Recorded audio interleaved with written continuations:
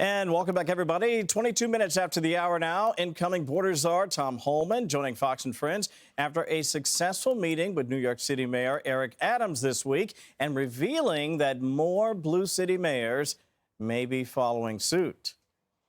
Yesterday, I saw a complete 180. I saw the cop in him, and he has promised to work with us to target violent, criminal, illegal aliens in this city. And I even gave him credit because once he agreed to sit down, I'm not going to give their names yet, but 2 other mayors have reached out until I verify they're going to get to the table with me, already reached out. So I think this starts a domino effect.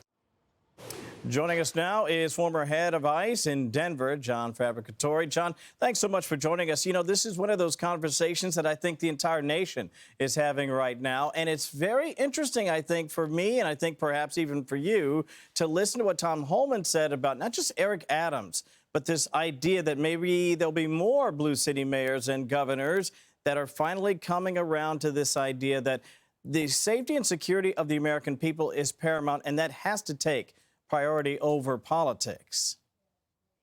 Yeah, you know, it just can't be ignored anymore. I mean, this crime that's going on can't be ignored, and American citizens just want safer communities. They want stronger immigration laws, and Tom Homan's just getting in there. He's talking to these mayors, and he's letting them know exactly what's going to happen.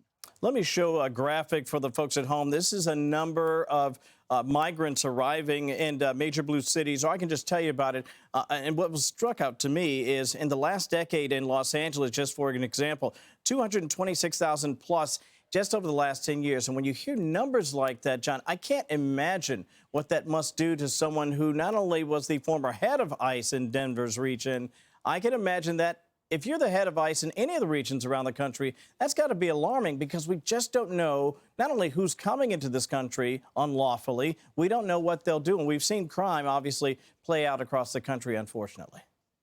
Yeah, you know, the vetting at the border over the last 4 years especially was just horrific. And what we've allowed into this country, like you said, we don't know who's in here right now.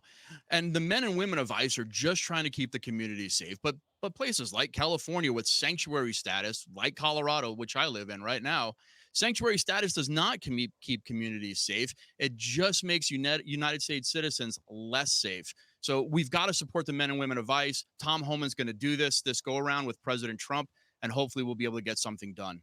Let me ask you about Tren de Agua. People have been talking about this idea of this terrorist organization that's sort of masquerading.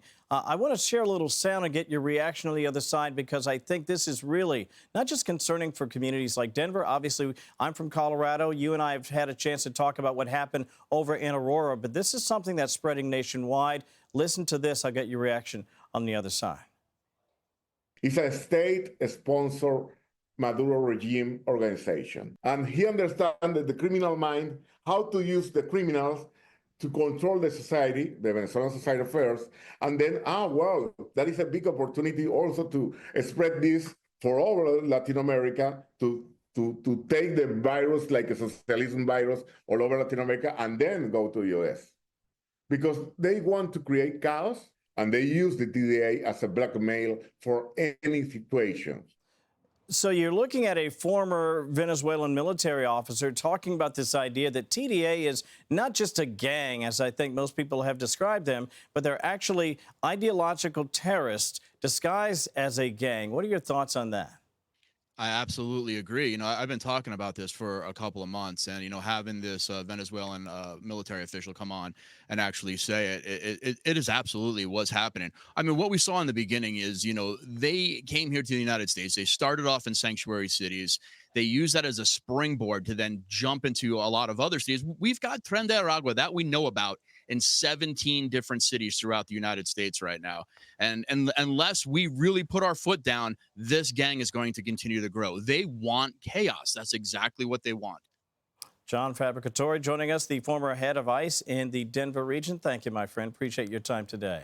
Thank you. Have a Merry Christmas. Hey, Merry Christmas to you, too. I'm Steve Ducey. I'm Brian Kilmeade. And I'm Ainsley Earhart. And click here to subscribe to the Fox News YouTube page to catch our hottest interviews and most compelling analysis.